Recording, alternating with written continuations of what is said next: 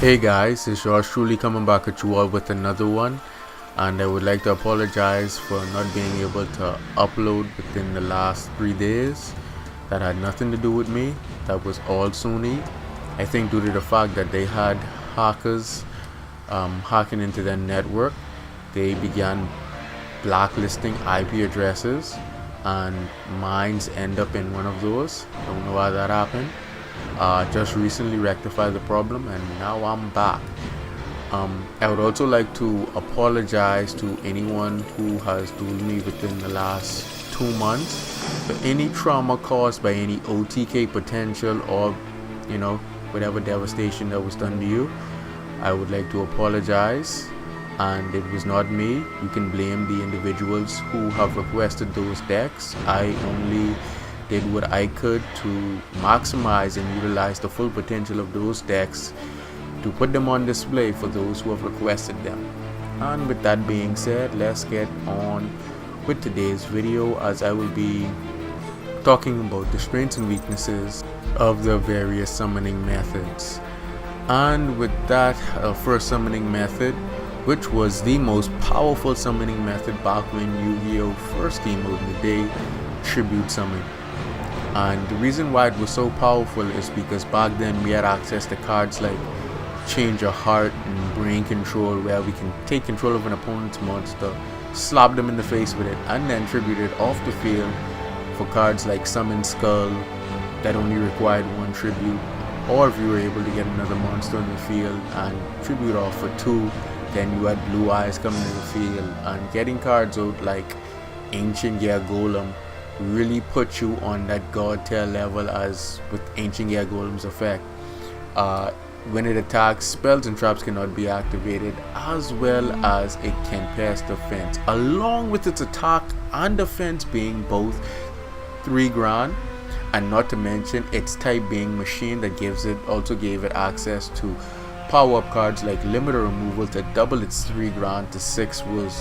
It's just really OP. So back then, tribute summoning was the thing. It still is, as it can get you out of situations where your opponent may Lava Golem, Volcanic Queen, or Winged Dragon or Sphere mode your monsters off the field, and being able to tribute that monster off the field, such as Lava Golem, to stop yourself from further being damaged by the burn effect, is going to get you out of those tough situations where your opponent uses stall type decks that burn, or counter your summoning methods and put a monster that they want on your side of the field. Being able to get rid of it and put what you want to stay on the offense is going to be a game changer.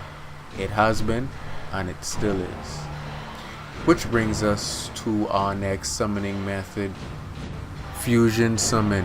And as I forgot to mention, with Tribute Summon monsters, to slow them down, you would use cards like Mask of Restrict or a Solemn to negate its summon.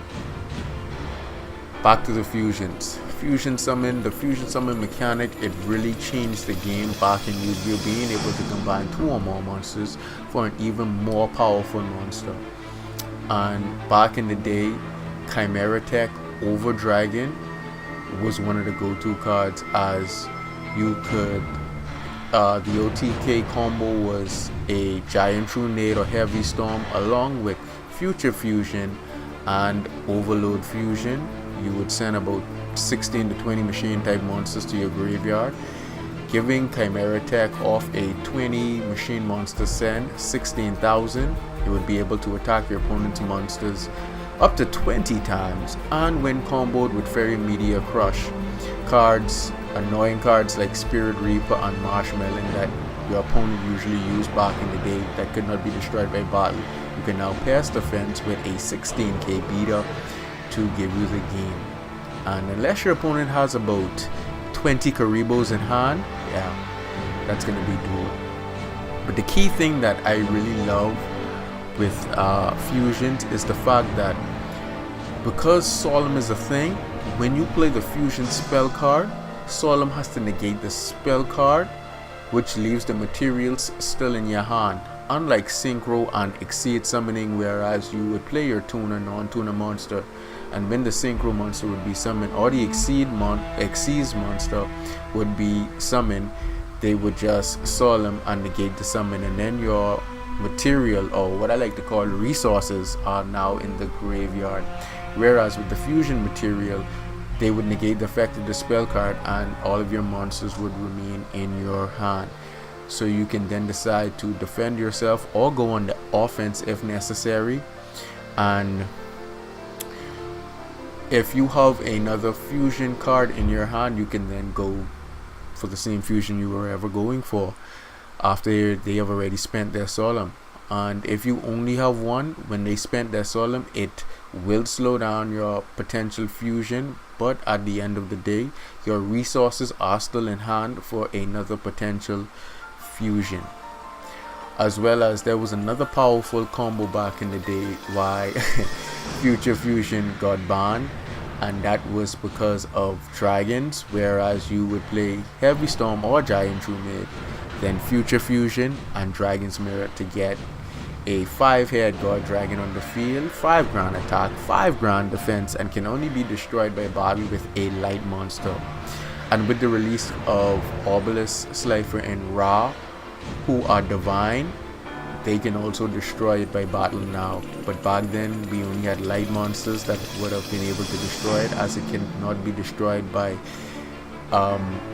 earth, fire, wind, water, and dark.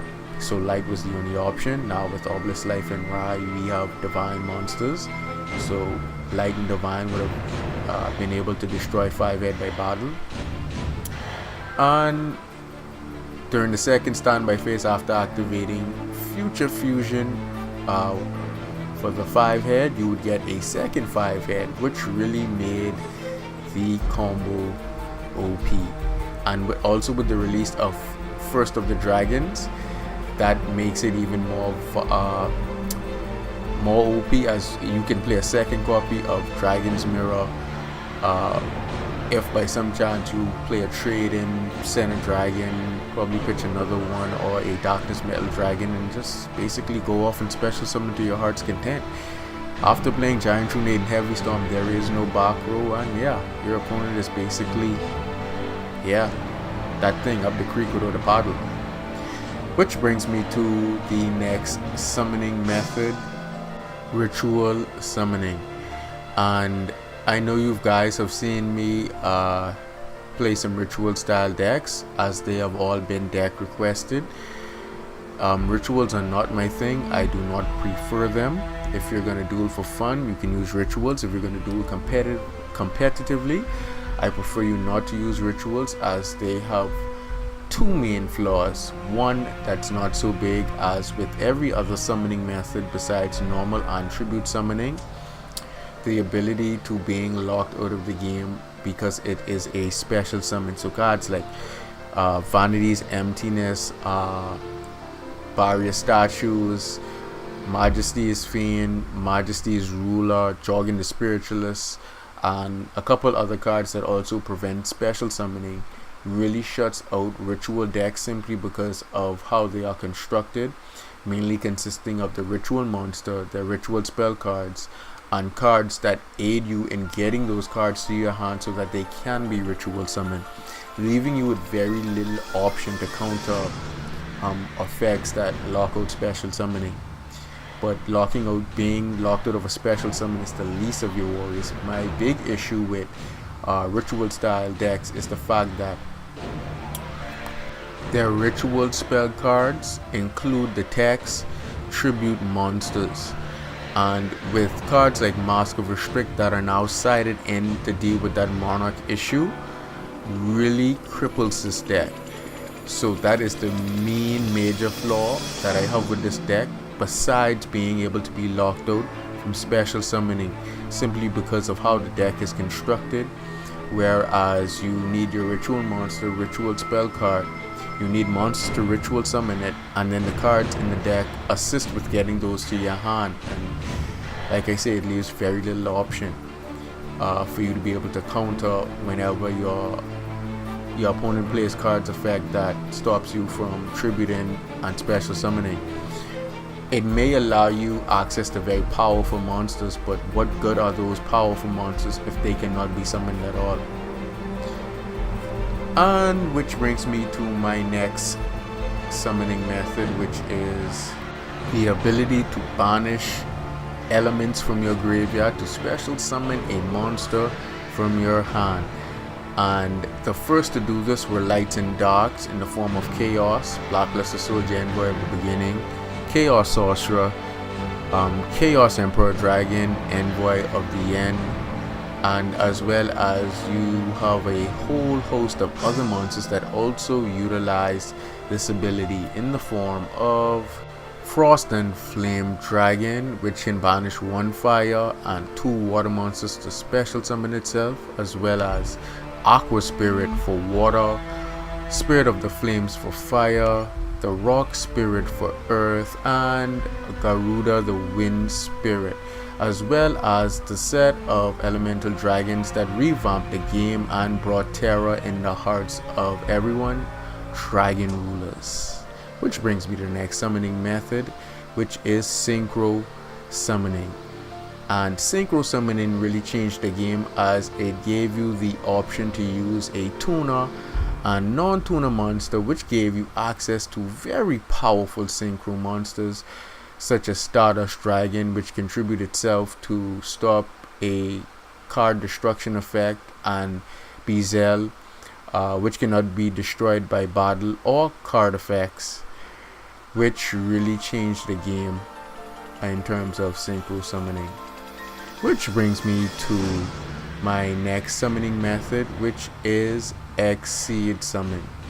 And Exeed Summon really changed the game, whereas you have monsters with versatility of being able to special summon a monster from the graveyard, such as Crane, which can target another level 3. If that level 3 is a tuner, you now have the versatility of Exeed Summoning a rank 3 or Synchro Summoning a level 6 Synchro monster. And with that versatility, it really gives you the option on setting up first turn plays, as well as how to dismantle an established field by your opponent. And keep in mind that all of these summoning methods so far are all special summoning methods, which means they can all be prevented by methods that stop special summoning. Which brings me to my last summoning method in Yu-Gi-Oh! Legacy of the Duelist, Pendulum Summoning. And this really changed the game, as pendulum monsters, when they are destroyed, are sent to the extra deck instead of the graveyard, giving them the ability to set the scale and then pendulum multiple monsters within the scale range from both their hand and extra deck to the field, which can lead to some very OP and awesome one-turn kills that you do not want to be on the other end of. And as an interesting side note, this is also a special summon method which can be locked out by cards that prevent special summoning, as well as with pendulum monsters. This is an interesting side note you want to take need to take good note of, that whenever there is a face-up card effect on the field, whether it's monster, spell, or trap, that states that if a card would be sent to the graveyard is banished instead, because of the ruling on pendulum monsters, whenever they are destroyed, whenever that face-up effect is active, instead of going to the extra deck, they are then banished. Whether they are destroyed in the monster zone or in the pendulum zone, they are then banished, since cards that would be sent to the graveyard are banished instead of them being sent to the graveyard by the ruling to be returned to the extra deck. Because the graveyard, they're not going to be sent to the graveyard and being banished, they are then banished upon destruction. And just to recap, tribute summoning is still a thing, as it can save you in situations where there may be a lava golem or volcanic crane tributed to your side of the field that will burn you, just to be able to get rid of it, or a Winged Dragon of Ra sphere mode to stop your opponent from getting access to their Winged Dragon of Ra. Ritual summoning, the least summoning method of choice, as it can easily be locked out of the game via Mask of Restrict, as well as any summoning method that prevents special summoning for the other summoning methods of Synchro, Exeed, Fusion, and Pendulum Summoning, as well as Mask of Restrict also locks out heretics out of the game. And if this video has been informative to you, please be sure to like, share, and subscribe. And until next time, later.